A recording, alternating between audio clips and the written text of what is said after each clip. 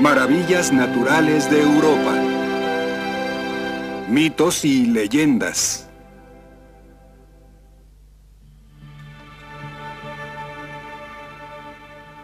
Desde la más remota antigüedad, los paisajes y los sonidos de la naturaleza han inspirado a los pueblos de Europa.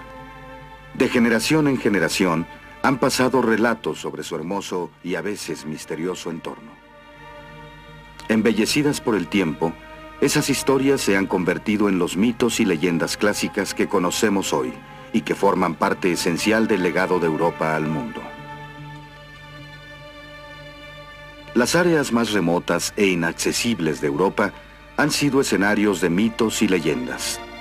Trollheimen se localiza en las escarpadas montañas de la costa de Noruega.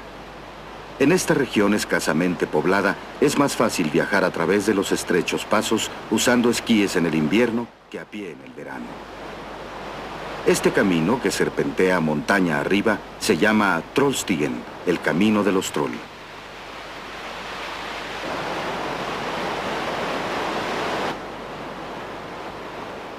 El Trollstigen lleva una cadena montañosa que alcanza alturas de 1800 metros.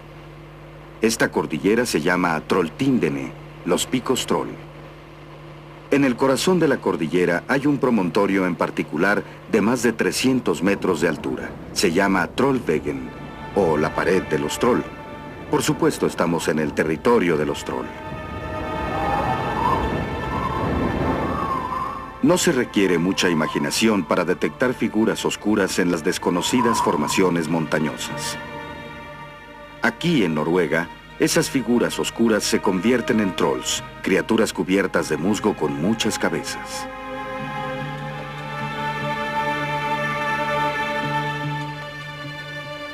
En otros países de Europa, esas figuras se convierten en gigantes y ogros.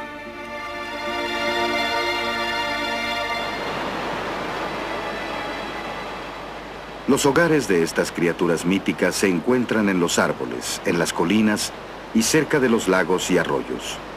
También pueden apoderarse de casas, graneros y aún de los animales de la granja. El lugar favorito de los trolls de Noruega para ocultarse es bajo los puentes. Los relatos que los niños noruegos conocen muy bien hablan de los encuentros peligrosos con estas criaturas. En uno, 3 cabras tienen que cruzar un puente de trolls para llegar a su pastizal en la montaña. La historia tiene un final feliz, pero solo después de que la cabra más grande golpea al troll que cae al agua.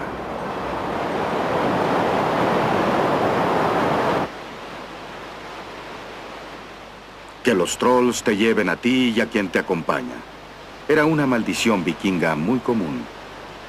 En los orígenes de la mitología nórdica de Escandinavia, los trolls eran gigantes que vivían en cuevas y estallaban si la luz del sol los tocaba.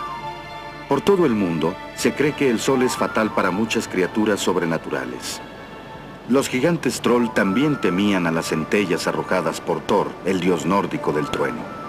Mucho después, según la tradición, los trolls se redujeron de gigantes a enanos y se hicieron menos perversos, aunque continuaban raptando mujeres y niños y haciendo bromas a los hombres. Se dice que cualquier hombre que acepte un favor de los trolls terminará mal, ya que al aceptar su ayuda se está separando de la humanidad. Leyendas fascinantes como las de los trolls nacieron de las características específicas de los paisajes europeos.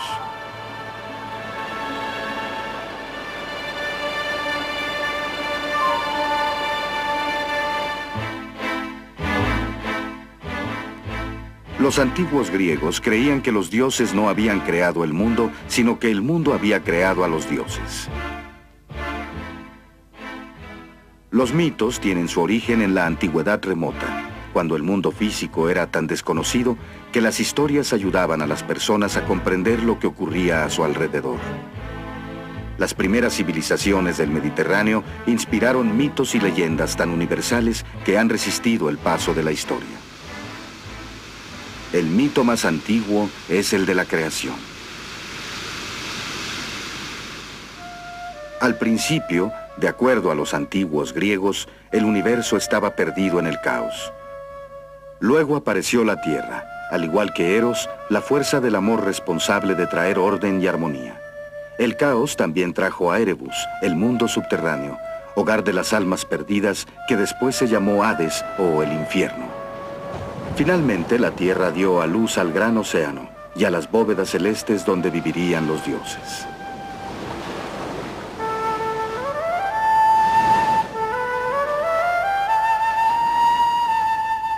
Todos los relatos de la mitología griega, el conjunto de antiguas creencias que forman el cimiento de la civilización occidental, se inspiraron en estos paisajes, estos cielos y estas tierras, con frecuencia áridas, pero bañadas por la luz del sol y lavadas por las olas del azul océano. De acuerdo a la mitología, Zeus, el rey de los dioses, nació en la isla de Creta, en el mar Egeo, al sur de la costa de Grecia.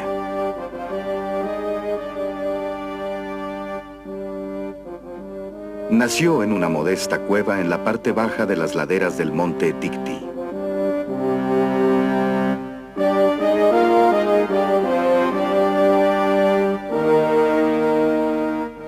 Desde el año 2000 a.C.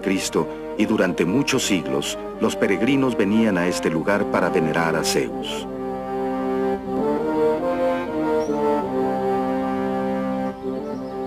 Estas rocas, toscamente labradas a la entrada de la cueva, servían de altares donde se hacían sacrificios en nombre del Dios Todopoderoso.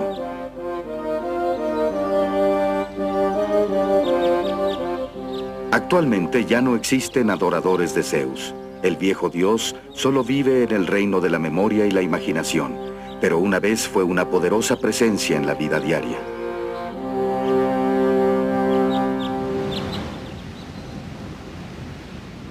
Como es de suponerse, el rey de los dioses disfrutó de una niñez privilegiada en Creta. Las ninfas Adrastea e Ida alimentaron a Zeus con una miel especial fabricada por las abejas para darle fuerza y con la nutritiva leche de la cabra Amaltea y su rebaño. Luego llegó el día en que Zeus abandonó Creta para ocupar su trono en el monte Olimpo. Dominando el golfo de Termaicos se encuentra el Olimpo, la montaña más alta y dramática de Grecia. De ahí, Zeus regresaría a la tierra con frecuencia para ajustar viejas cuentas e iniciar nuevas. El mundo de la mitología griega se centraba en una estrecha parte del Mediterráneo, alrededor de la cual fluía el insondable y desconocido río Océano.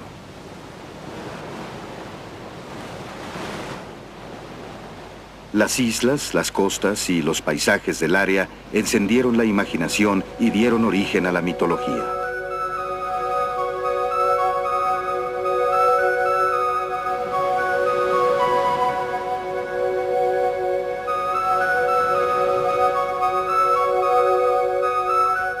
Los eventos de escritos y las leyendas griegas son de tanta acción y tan increíbles como cualquier película moderna.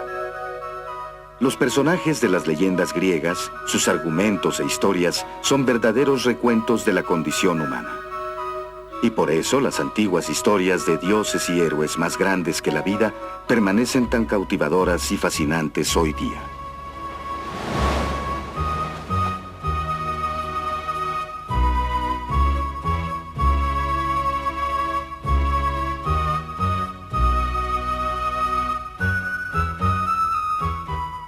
Los dioses inmortales no quedaron exentos de ser presentados honestamente por los relatores.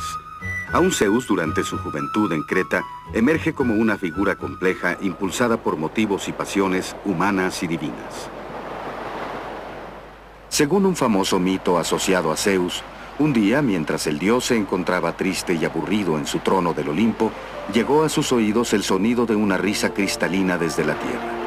Atisbando, Zeus vio a Europa, la hermosa hija del rey de Fenicia, quien jugaba en la playa con un grupo de doncellas. Zeus descendió de inmediato ocultándose cerca de la playa, cautivado por los encantos de Europa, y se decidió a seducir a la princesa.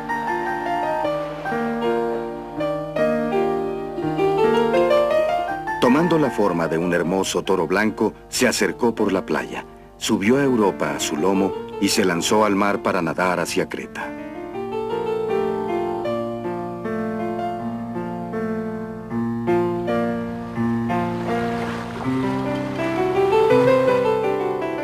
Poseidón, el dios del mar, reconoció a Zeus cuando nadaba, y molesto, lo amenazó con su tridente. Al día siguiente, el gran toro llegó a la playa en Mátala, en la costa sur de Creta, hoy una de las más hermosas y populares playas de la isla. Aquí, Zeus bajó a Europa y tomó de nuevo forma humana. Zeus y Europa vivieron un intenso, aunque corto, romance aquí. Así fue que Europa, la princesa fenicia, dio su nombre para toda la eternidad a este continente. No todas las leyendas soportan la prueba científica. Se dice que Artemisa, la diosa de la luna, disfrutaba nadando en este pequeño lago en el poblado de Hagios Nikolaos, en Creta. Tal vez fue así, pero la creencia de que el lago no tenía fondo y llevaba directamente a Hades es difícil de aceptar, ya que recientemente se descubrió que solo tiene 21 metros de profundidad.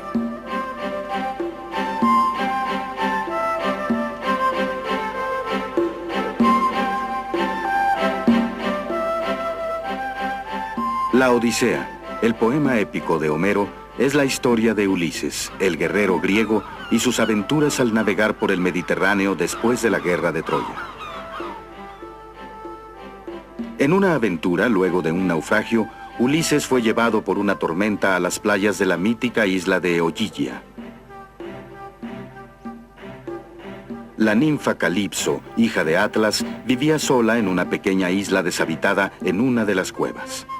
El nombre Calipso se deriva de una palabra que significa ocultarse.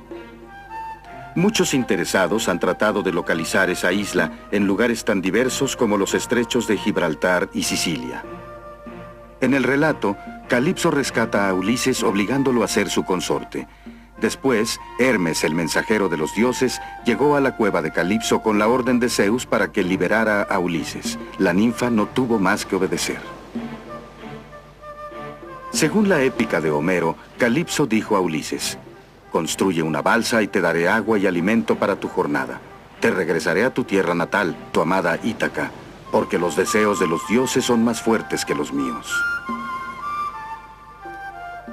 Luego de su partida, Ulises vagó por el Mediterráneo durante 10 años, enfrentando y superando obstáculo tras obstáculo.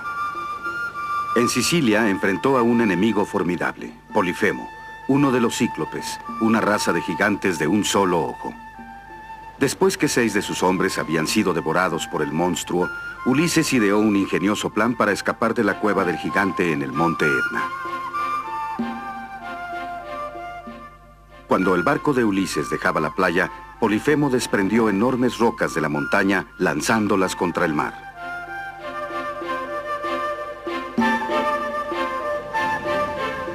Las rocas cayeron al agua, provocando una enorme ola que por suerte llevó a Ulises de nuevo con su flota.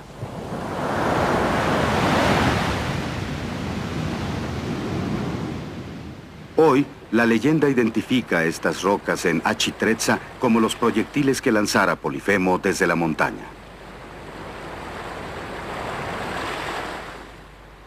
Al final de su vida, según un poema de Tennyson, Ulises deseaba navegar más allá del ocaso y de los caminos de las estrellas de Occidente hasta su muerte. El gran héroe había regresado a Ítaca a reunirse con su fiel esposa Penélope solo para descubrir que aún lo obsesionaba el viajar.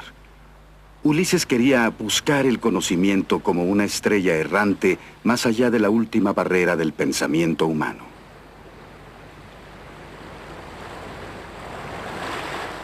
Las Cícladas es una cadena de islas que se localiza entre Grecia y Creta. Su nombre proviene del círculo que forman alrededor de la isla sagrada de Delos, lugar de nacimiento de los dioses Apolo y Artemisa. Hoy la vida en las islas es muy similar a la de hace varios siglos. Cada isla mantiene sus propias costumbres y tradiciones. En áreas donde el turismo y lo moderno aún no han dejado su impacto, es posible observar una forma de vida que existió en las islas cuando los mitos aún dominaban a sus pobladores.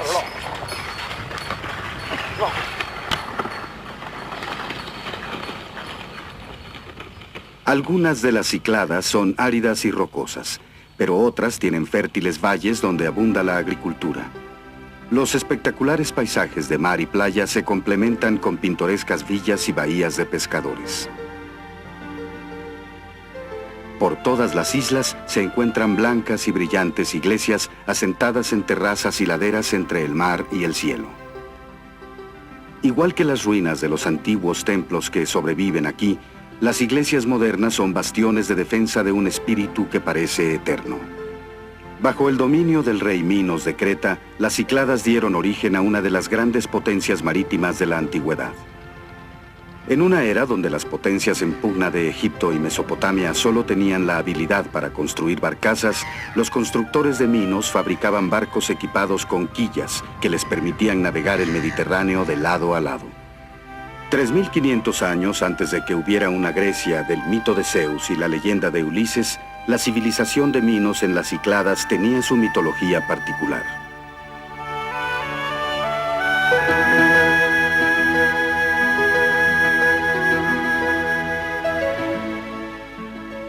La religión de Minos se basaba en una diosa madre y otras personificaciones de las fuerzas naturales que eran veneradas en santuarios naturales como arboledas y cuevas, con ceremonias que duraban del alba al ocaso.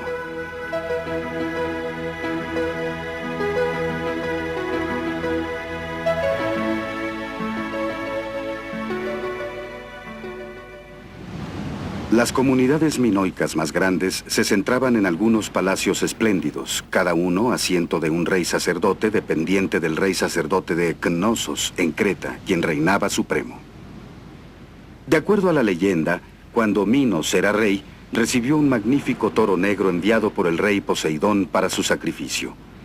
Cuando Minos se rehusó a matarlo, el dios, molesto con el rey, hizo que el toro enfureciera, y además hizo que la esposa de Minos se enamorara de la bestia.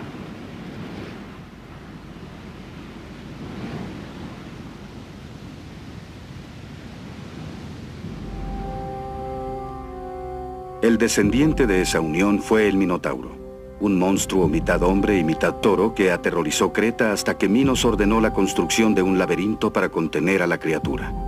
Atrapado ahí, el Minotauro vivió muchos años de víctimas humanas que se aventuraban en el legendario laberinto. Lejos de la isla de Creta en época y distancia se eleva otro monstruo que cautiva la imaginación moderna. El lago Ness en las hermosas y misteriosas tierras altas de Escocia es uno de los lagos gigantes de Europa. 45 kilómetros de largo por 2 kilómetros de ancho y más de 200 metros de profundidad.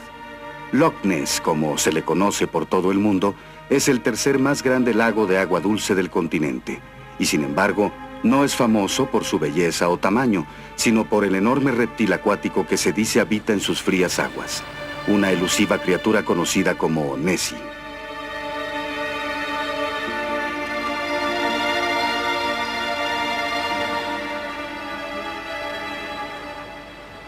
El lago se localiza en el Gran Valle, una falla geológica que divide Escocia y que fue creada por la erosión glacial hace 10.000 años.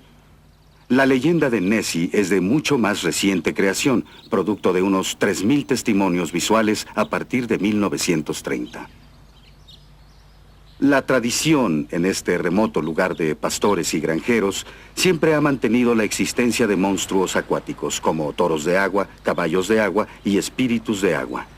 Durante siglos, las madres indicaban a sus hijos no jugar cerca de las orillas del lago por temor a que fueran atrapados.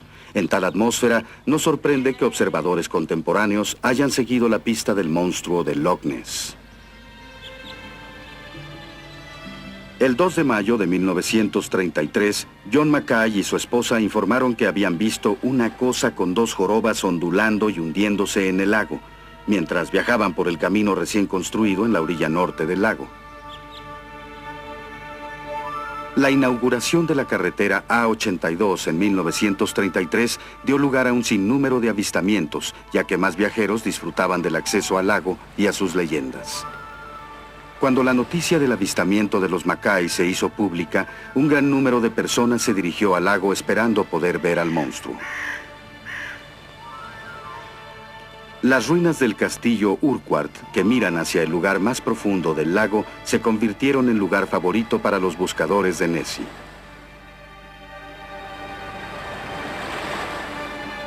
En noviembre de 1933, Hugh Cray filmó la primera imagen del monstruo, cuando enfocó su cámara a una perturbación en el agua a unos 90 metros de distancia.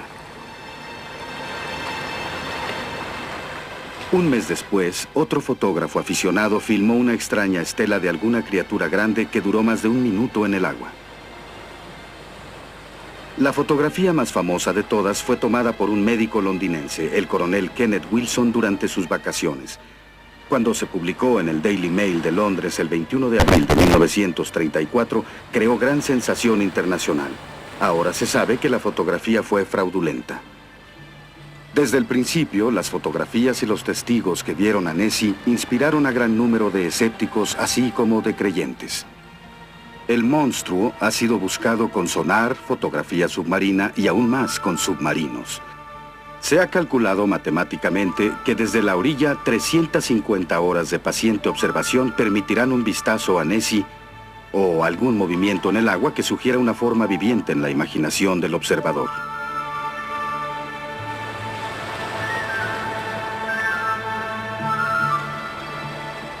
La operación Rastreo Profundo, la última expedición para investigar el lago con sonar, fue iniciada en 1987. No muy lejos del castillo Urquhart, la gráfica del sonar mostró algo grande moviéndose lentamente a 180 metros bajo la superficie. Darrell Lawrence, patrocinador del proyecto, explicó: "Hay algo aquí que no comprendemos. Es algo más grande que un pez. Tal vez alguna especie que no se ha detectado antes, no lo sé".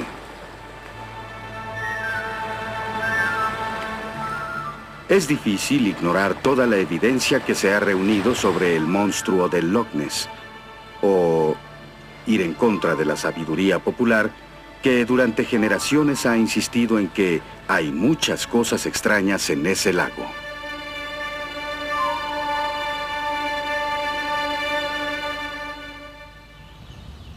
Transilvania, en el corazón de los Cárpatos, en lo que hoy es Rumania, es el hogar de la más famosa y tal vez la más siniestra de todas las leyendas, el vampiro, un monstruo con forma humana. Uno de los lugares más vírgenes y menos conocidos de Europa, aún hoy, es esta región de la que se dice ha recogido toda superstición conocida en el mundo para albergarla en sus colinas y valles, sus tupidos bosques y sus altivos picos. Todos los pueblos que han pasado por aquí, desde hunos y magiares hasta sajones y gitanos, han contribuido a la oscura leyenda del lugar. El aislamiento, que provoca temor y sospecha, ha acentuado el misterio del entorno, encontrando a veces el mal donde no existe. El visitante pronto descubre que los campesinos creen firmemente en las leyendas de los muertos vivos y los espíritus del mal, todos con nombres y demandas específicas. Para aplacar a los espíritus del mal llamados Stafii, se deja comida y bebida para ellos en el cementerio. En la antigüedad, para evitar que los espíritus malignos llamados Nosferat se posesionaran de un cuerpo, retiraban el corazón del cadáver.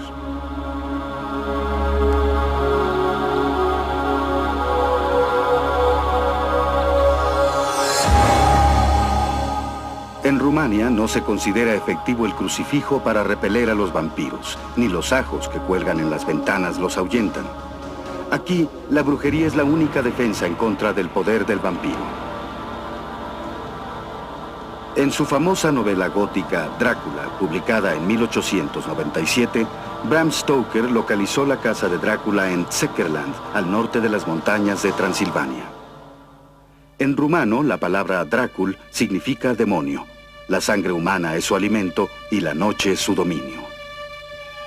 Al inicio de la novela, Jonathan Harker, el joven abogado inglés, al llegar a su destino encuentra un enorme y derruido castillo de cuyos altos y negros ventanales no se distinguía luz alguna y cuyas derruidas almenas se destacaban lóbregas contra la luz de la luna. Dentro había un hombre alto y viejo, el rostro afeitado excepto por el largo y blanco bigote, vestido de negro de pies a cabeza. En la mano sostenía una antigua lámpara de plata en la que ardía una llama sin protección de ninguna clase. Soy Drácula y le doy la bienvenida a mi hogar, señor Harker. Las historias de terror reflejan los impulsos fundamentales del hombre, con frecuencia desatados por eventos extraordinarios o inexplicables de la naturaleza.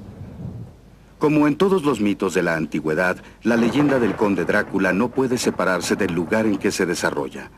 Transilvania es un personaje tan importante en la historia de Drácula como el conde, ya que le da su presencia a cada escena.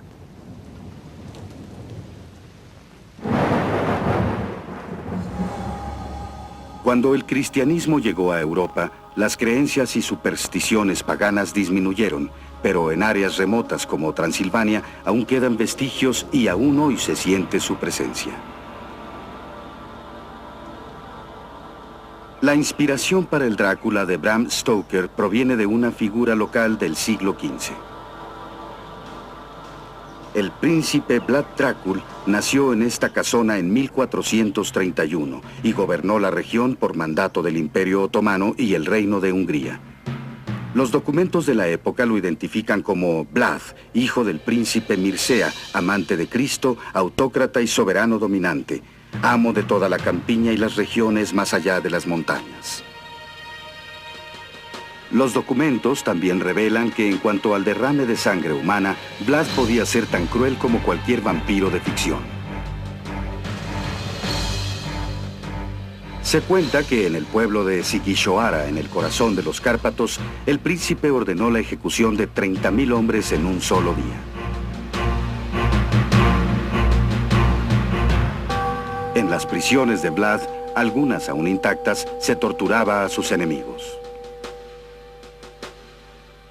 Se asegura también que en la población de Shilta hubo otra ejecución en masa ordenada por Vlad en 1462.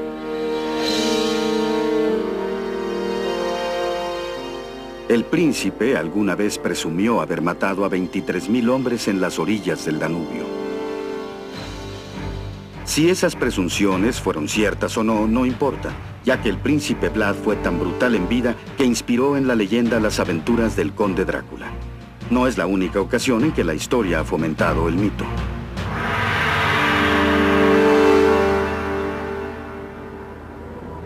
Tan desierta y salvaje como Transilvania, Gévaudan, en el sur de Francia, dio origen a la leyenda de un monstruo que fue real hace 200 años. La bestia de Gévaudan acechó y mató a más de 100 personas durante los 1000 días sangrientos en los confines de esta árida campiña en uno de los episodios más espeluznantes y misteriosos de Europa.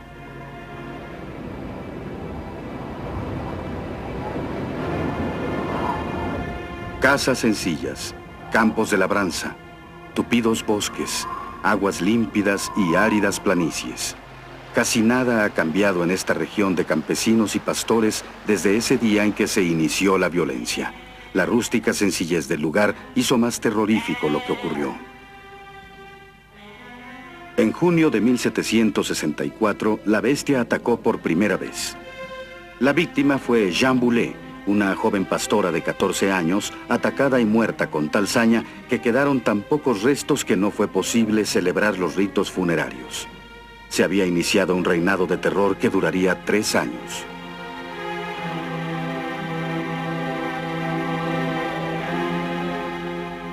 El 8 de agosto, una joven de 15 años, Parish de Puy-Laurent, fue atacada y devorada en igual forma.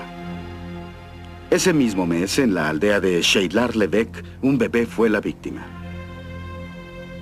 El 1 de septiembre, en la villa de Chaudeirac, un jovencito de 15 años tuvo el mismo fin.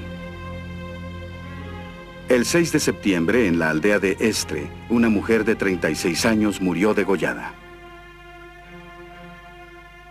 Por vez primera, los testigos de un ataque corrieron para ayudar a la víctima de lo que pareció ser un oso, pero fue demasiado tarde.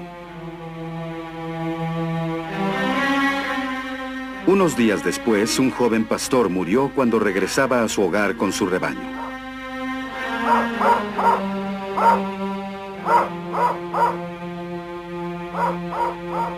Para finales de 1764, la bestia había atacado más de 20 veces. El obispo Beaupré, conde de Gévaudan, dio poco consuelo a sus feligreses, ya que culpó al pueblo de los sucesos. Desde el púlpito declaró: Una bestia feroz aparece de pronto entre nosotros sin que nadie sepa de dónde. Deja por doquier su rastro de crueldad, ataca a los jóvenes y a los débiles con increíble velocidad y agilidad. Se mueve libremente de aldea en aldea, desgarrando cuerpos y derramando sangre. Pero, ¿para qué seguir con las características de este monstruo, cuando todos ustedes conocen muy bien la maldad de sus propios hechos?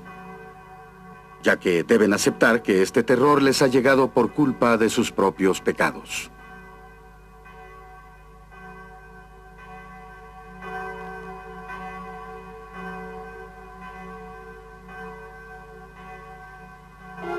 ¿Qué era lo que habían hecho los habitantes de ese rústico lugar para merecer esa plaga de violencia? En una era de superstición, probablemente hubo aquellos que encontraron algún pecado inconfesable o un momento de inconsciencia en sus vidas para así creer en la palabra del obispo. Entonces el temor a lo sobrenatural, un hombre lobo, una bruja o un hechicero, atrapó el pensamiento de los habitantes. El año de 1765 fue terrible. La bestia atacó el 1, el 2, el 6, el 7, el 12, el 14, el 22, el 23 y el 30 de enero. 9 muertes salvajes en un mes. Regresar al hogar antes del anochecer se convirtió en imperativo. Los habitantes vivían ocultos dentro de sus casas. Hubo varios ataques cerca de las casas y no había lugar seguro.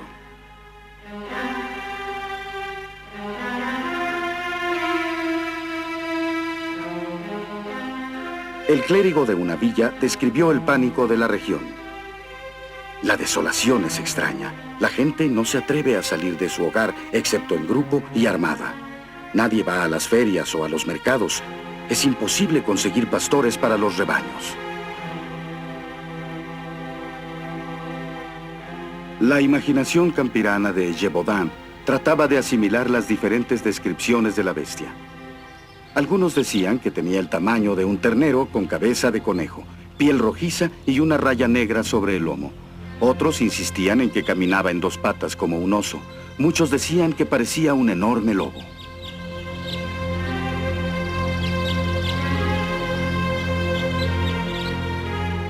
Los lobos de las montañas de Gévaudan, durante esa época, solían atacar a los rebaños, por lo que los pastores los odiaban y temían. Por toda Europa, los lobos se identificaban con las fuerzas oscuras y eran culpados por todas las desgracias.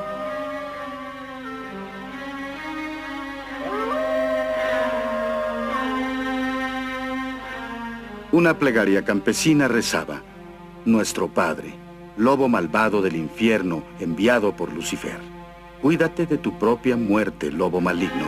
Sigue tu propio camino y apártate de mí. Amén. En tanto, la bestia continuó matando. Los animales de las granjas se asustaban cuando sentían su presencia.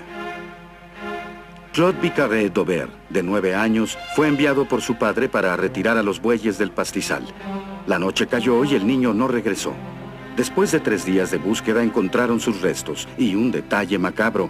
Aparentemente la bestia le había quitado el abrigo y la camisa al niño sin rasgarlos antes de atacarlo.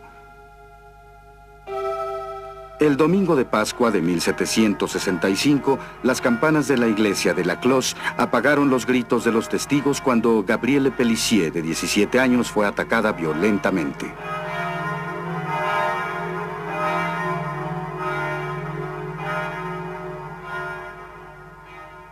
Para entonces, las noticias de la bestia habían llegado a Versalles, a la corte de Luis XV.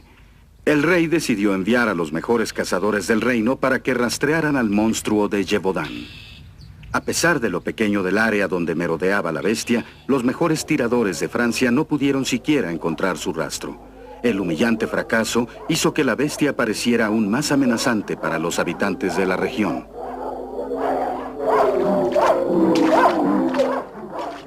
El 9 de agosto, después de un día de búsqueda infructuosa con sus perros, 2 cazadores regresaron a su campamento. De pronto escucharon gritos. Ocurrió que la bestia los había estado siguiendo y frente a sus ojos atrapó y mató a una joven de 16 años. En una carta a Luis XV, el portarrifles del rey, Antoine de Beauterne, trató de explicar su fracaso. Jamás he visto campiña más difícil que esta. Los ríos y las montañas son escarpados y muy inclinados, cortados por barrancos, llenos de breña o cubiertos de bosques. Las pocas villas de Gévaudan son pequeñas y están muy lejanas. Si existe una bestia de otra especie que el lobo causando estas muertes, no hemos podido descubrirla.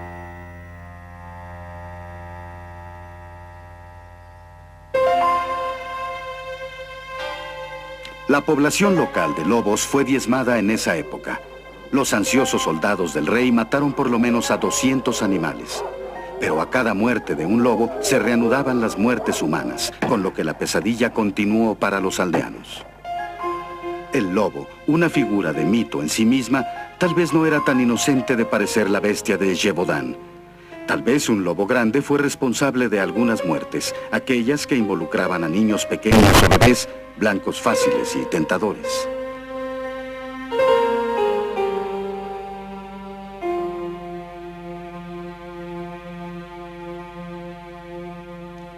Algunos insistían en que los lobos no estaban involucrados. ¿Cómo podría un lobo llevar un cuerpo humano a toda carrera, por fuerte que fuera? ¿Por qué escogería un lobo a un pastor en lugar de una oveja? ¿Por qué su repentina preferencia por la carne humana? ¿Y cuándo se había visto en un lobo la terrible furia aparente en algunas de las muertes?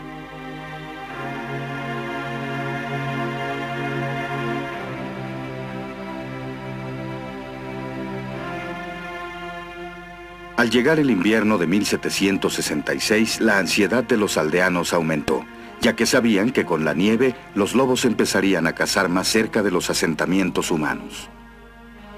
Luego de un ataque más, se extendió el rumor de que un oso que había escapado de un grupo de cómicos de la legua estaba libre en el área. Tenía que ser un oso entrenado, ya que cazaba en los meses invernales, pues un oso salvaje se encontraría hibernando.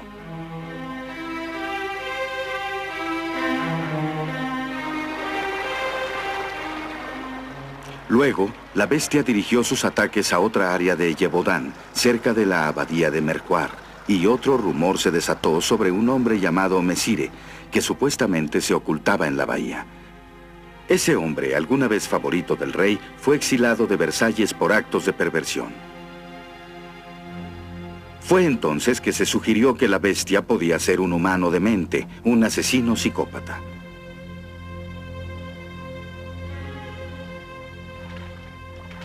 Finalmente, en junio de 1767, los cazadores reales informaron haber dado muerte a la bestia. Esta vez no hubo equivocación, ya que no hubo más ataques en contra de los aldeanos, pero la explicación parecía demasiado simple. El daño causado por la bestia de Gévaudan durante 3 años fue impresionante, 170 ataques y más de 100 muertes. Las aldeas, veredas, puentes, casas, bosques aislados y pastizales de Gévaudan habían quedado manchados por la sangre inocente de las víctimas de la bestia. Un relato de los momentos finales de la bestia, aunque con múltiples detalles, jamás mencionó si fue un lobo, un oso o algún otro animal, el que cayó muerto a manos del maestro cazador Jean Chastel. La bestia fue acosada y dirigida hacia los cazadores, entre los que se encontraba Jean Chastel, quien leía letanías a la Virgen de su libro de las horas. Observó que la bestia se acercaba y vio claramente que sí era la bestia, pero confiando en Nuestra Señora, esperó hasta terminar sus oraciones. Cerró el libro, lo metió en su bolsillo y tomó su mosquete. Rodilla en tierra, levantó el mosquete, apuntó y disparó, y la bestia cayó.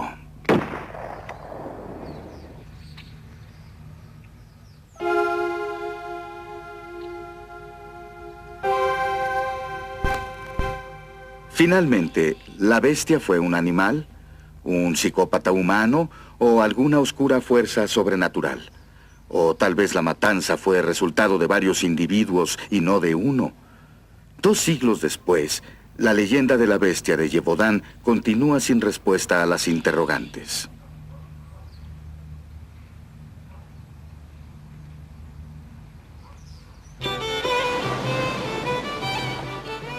Los esplendores naturales de Europa han creado mitos y leyendas que van desde lo macabro hasta lo divertido. Muy lejos de Gévaudan, en distancia y apariencia, se encuentra la escarpada costa de la planicie de Antrim en Ulster. Las hermosas playas rocosas del norte de Irlanda fueron escenario de gran actividad volcánica hace 60 millones de años. El resultado es una formación única de basalto derretido que a su vez ha encendido el pensamiento y la imaginación irlandesa. La Bahía de los Gigantes, según su nombre en gaélico, se encuentra entre una barra arenosa llamada Puerto Gani y una punta rocosa llamada Puerto Nofer.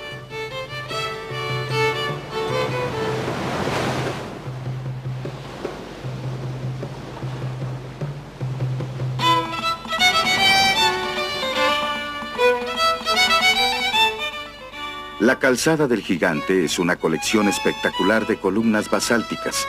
Se dice que hay 37,000 de ellas, cortadas con tal perfección que evocan una enorme calzada, cuidadosamente construida que se extiende hasta el mar.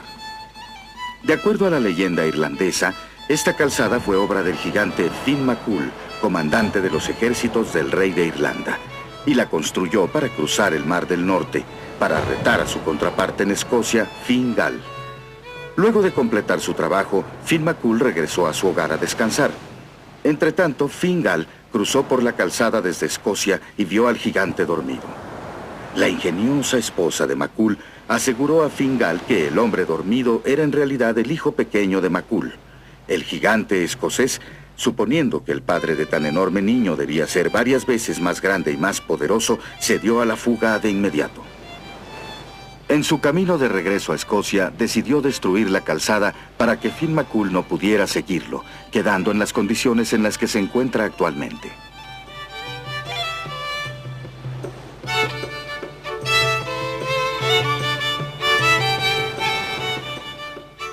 Las formaciones bajo los acantilados en dirección a la calzada son tan fascinantes como la calzada misma. La mayoría de las columnas son hexagonales, aunque algunas tienen 4, 5 o 7 lados.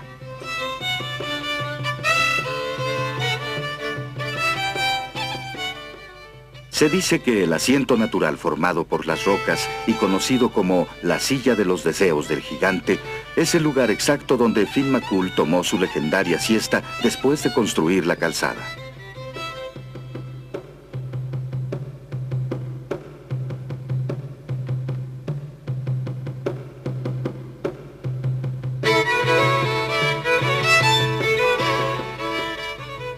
Después, para la música tan querida para el corazón de un gigante irlandés, está la enorme puerta que lleva al órgano del gigante, un magnífico conjunto de pilares de basalto de 12 metros de altura y en lo alto el arpa irlandesa del gigante coronada por unas chimeneas.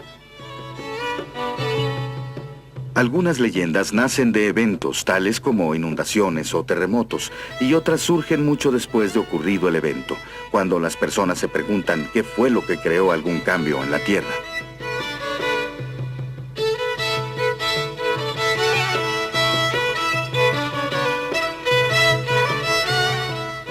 Se han desarrollado muchas teorías para explicar el origen de los mitos y las leyendas. Pero una sola fuente no puede explicarlos todos. Sin embargo, no hay duda que las características extraordinarias del terreno han sido un poderoso estimulante para el folclore irlandés. Parece muy natural que los antiguos celtas acreditaran las maravillas que encontraron en la costa de Antrim a una raza de seres de tamaño y fuerza sobrehumanos.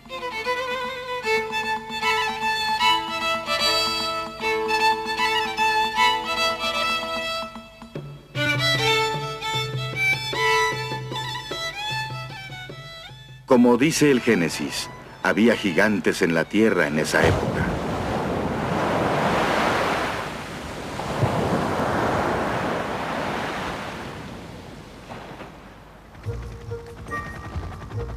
El río Ardèche, en el sur de Francia, nos lleva a una de las maravillas naturales más intrigantes del orbe, que además tiene una historia legendaria que relatar.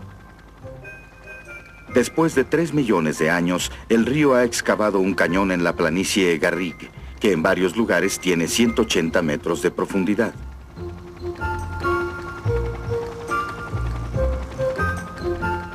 Río arriba, espera al visitante un puente natural en forma de un arco monumental. El puente del arco tiene 60 metros de altura y 34 metros de largo.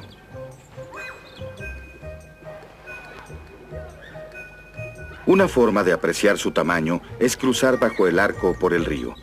En el verano, 1000 o más canoas, kayaks y balsas flotan bajo el arco majestuoso cada día, recreando una leyenda del río que data de varios siglos.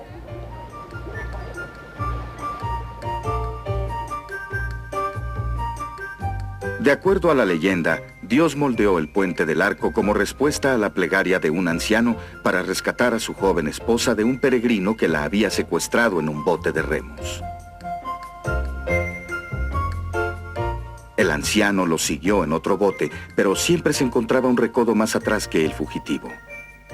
Elevó su plegaria a los cielos y de pronto se abrió este pasaje en la roca. Este atajo creado por Dios le permitió alcanzar a la pareja y recuperar a su esposa.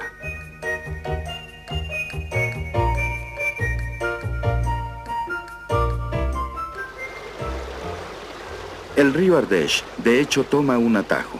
El curso presente del lecho del río se remonta a 4500 años. En esa época, en lugar de dar vuelta a un promontorio rocoso, excavó un arco a través de él. Como la piedra caliza es vulnerable a la erosión, la apertura se agrandó gradualmente hasta alcanzar las dimensiones actuales. Suele decirse que ni un milagro puede salvar a algunos matrimonios, pero tal vez la leyenda del Puente del Arco pruebe que hay excepciones.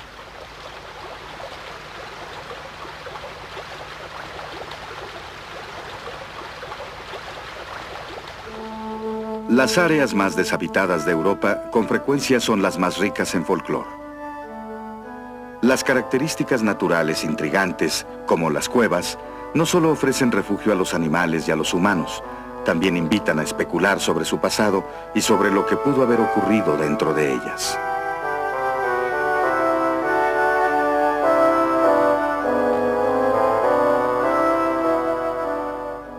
Hay numerosas leyendas sobre las cuevas y cavernas de Europa, algunas basadas en hechos reales, aunque no siempre felices. Una de estas leyendas se asocia a la Gruta del Grito, que se encuentra en el cañón del río Herol, en el sur de Francia.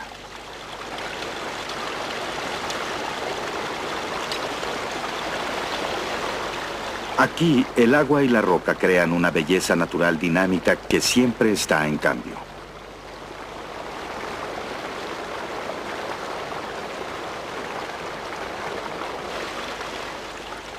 Dice la leyenda que una familia campesina vivía felizmente a las orillas del Herol. La familia tenía muchos hijos, pero el favorito de la madre era su primogénito.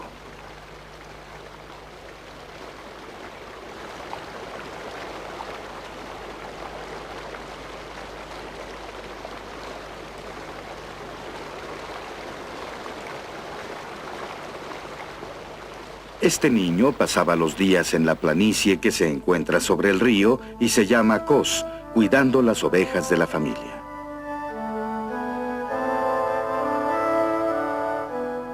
Para pasar el tiempo, el joven pastor solía tallar pedazos de madera a los que ponía sus iniciales y luego los lanzaba a un agujero muy profundo en el Cos. Un día bajó al río para ver a sus padres y se sorprendió al ver varios de sus trozos de madera flotando en el Herol.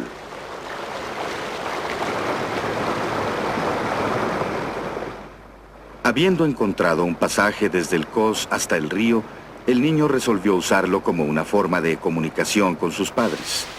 Durante varias semanas envió mensajes a la familia a través de la cueva subterránea. Un día, cuando trataba de evitar que una oveja cayera al agujero, perdió el equilibrio y desapareció. Poco después, la madre del niño descubrió su cuerpo flotando en el río. El desfiladero del río resonó con los gritos de la inconsolable mujer que había perdido a su hijo. De esta leyenda viene el nombre del lugar, la Grotte Clamuse, la Gruta del Grito.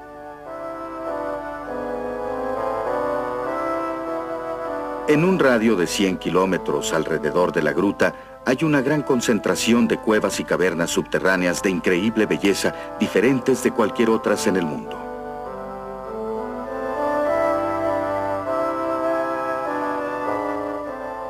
Les Demoiselles es una formación llamada las jóvenes doncellas por sus formas tan delicadas.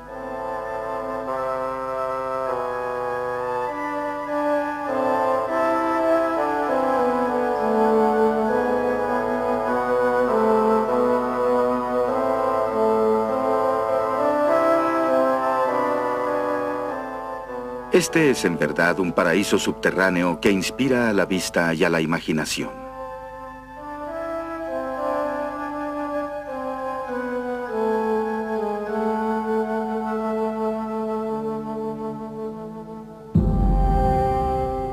En Europa, donde quiera que haya una formación rocosa diferente o intrigante, hay una leyenda.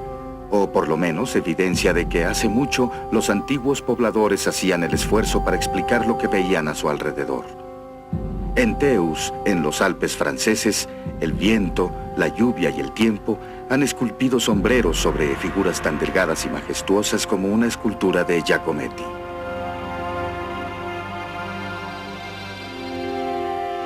Estos pilares de arcilla y grava erosionados se conocen como las doncellas con bonetes. En otras áreas de los Alpes, en Alemania y en Suiza, se encuentran pilares tan similares a las doncellas con bonete que tal vez sean primos geológicos.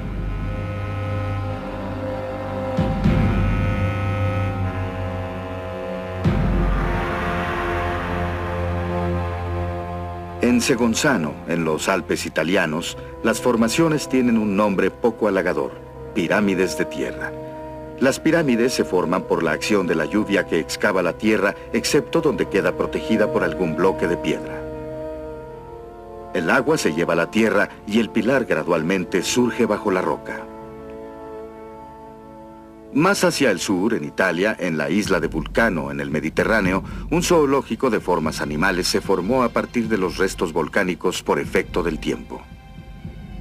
Algunos animales son más difíciles de identificar que otros. El oso gigante es inconfundible, una maravilla natural que evoca una más.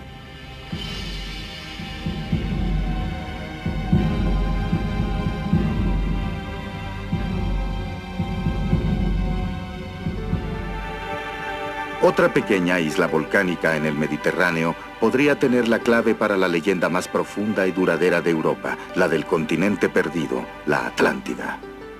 Hoy se le conoce como Santorini, una contracción de Santa Irene. Antes de ese nombre, los griegos la llamaron Thera, y antes de eso se le conocía como Strongyle, o Isla Redonda, y también Caliste, la más bella. Santorini es una de las Cícladas, el encantador archipiélago que vio nacer a una civilización brillante 15 siglos antes de Cristo, la civilización minoica. Su nombre se deriva del rey Minos, quien vivió en la legendaria Cnossos, la más grande ciudad europea en su tiempo. Los fértiles y ondulantes campos que rodeaban los muchos palacios de Minos dieron a la isla prosperidad sin paralelo.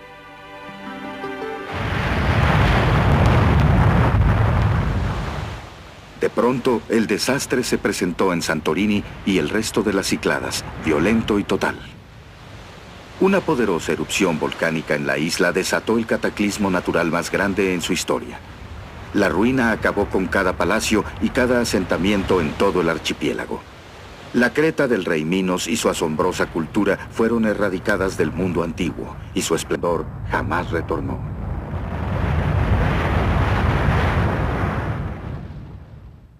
La erupción del volcán en Santorini fue tan grande que 83 kilómetros cuadrados de la isla se hundieron en el océano, generando olas gigantescas de 60 metros de altura que se alejaban del lugar a una velocidad de más de 300 kilómetros por hora. Para esta hermosa área del Mediterráneo fue el apocalipsis. Aún hoy se puede encontrar evidencia de la extensa devastación causada por el volcán en las islas.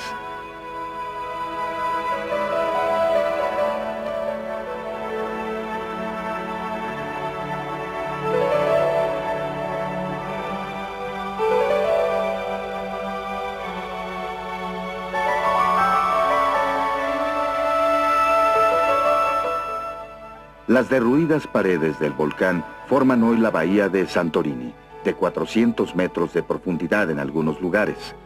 Por eso, los botes tienen que anclarse a boyas sujetas al fondo del mar con cadenas de longitud increíble.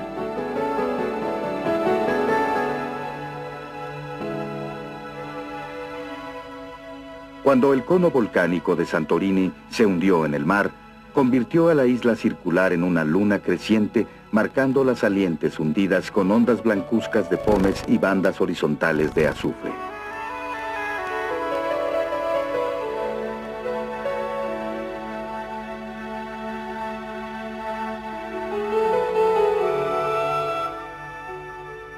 La erupción ocurrida ese día, hace 2500 años, lanzó rocas y fragmentos de lava en toda dirección. Las nubes de gas, ceniza y piedra pómez se elevaron 32 kilómetros por el cielo, formando una nube negra que oscureció la tierra durante varios años. Los acantilados creados por el hundimiento del volcán se elevaron de 150 a 400 metros de altura. Al llegar aquí por barco, los visitantes se impactan de inmediato con la escarpada belleza que los rodea, las paredes de un antiguo volcán.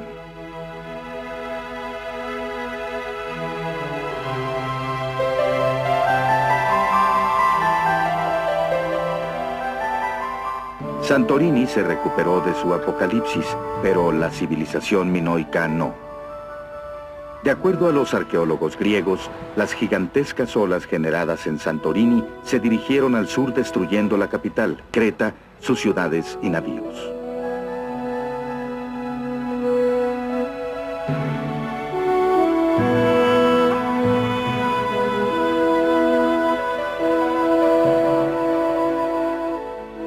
Hoy, las abigarradas aldeas se localizan en las alturas de Santorini, semejando la blanca espuma de una ola rompiente.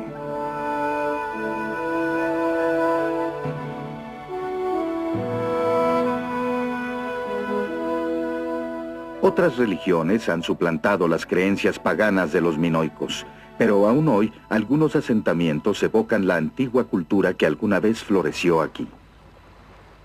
¿Fue Santorini la Atlántida de la que Platón dijo, cayó al mar después de un terrible día y noche de infortunio? Hay quienes argumentan que no fue coincidencia que la gran civilización minoica de las Cícladas desapareciera de inmediato después de la catástrofe ocurrida en la isla. De acuerdo a Platón, la Atlántida estaba habitada por los descendientes del dios Poseidón, una raza avanzada, famosa en Europa por su belleza corporal y por la perfección de su excelencia moral. Igual que Santorini, la Atlántida era parte de un imperio isleño que estaba en conflicto en esa época con Atenas y Egipto por el control del Mediterráneo. Las similitudes entre la mítica Atlántida y la Santorini de la historia son demasiado numerosas para ignorarse.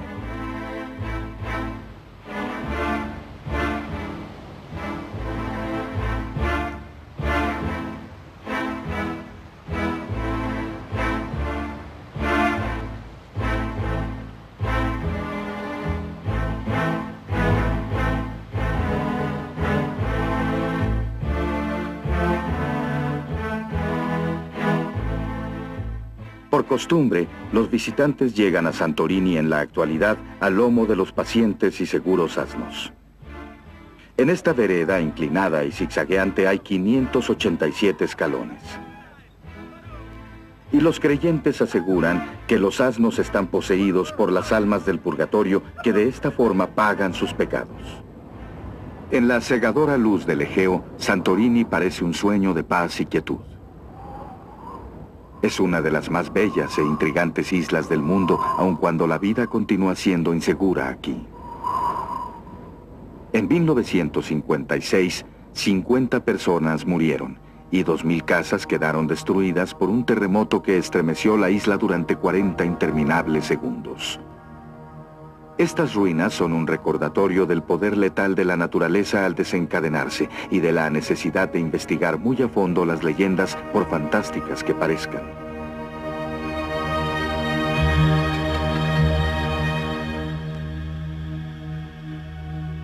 Todos los mitos y leyendas contienen una base de verdad. Los vulcanólogos ya han establecido la fecha y el lugar de la erupción en Santorini. Así pues, Tal vez bajo estas aguas de la bahía de Santorini se encuentre el secreto de una de las más grandes leyendas, la del reino perdido de la Atlántida.